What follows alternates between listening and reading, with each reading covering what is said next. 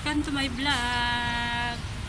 How to transfer money to 7-Eleven and machine. Taiwan only. Please watching. It's very easy, guys. Happy Monday.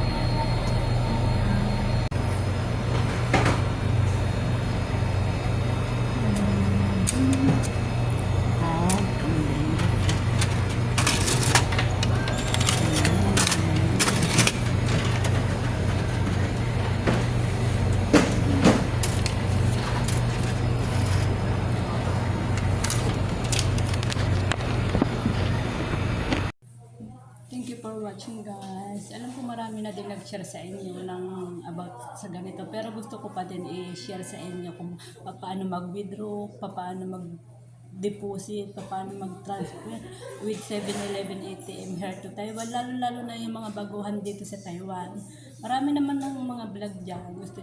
Marami mga vlog at hindi kayo mahihirapan kung paano mag-withdraw dito sa 7-Eleven to Taiwan. Thank you so much, everyone. Please like and subscribe. Bye-bye. God bless everyone. Thank you.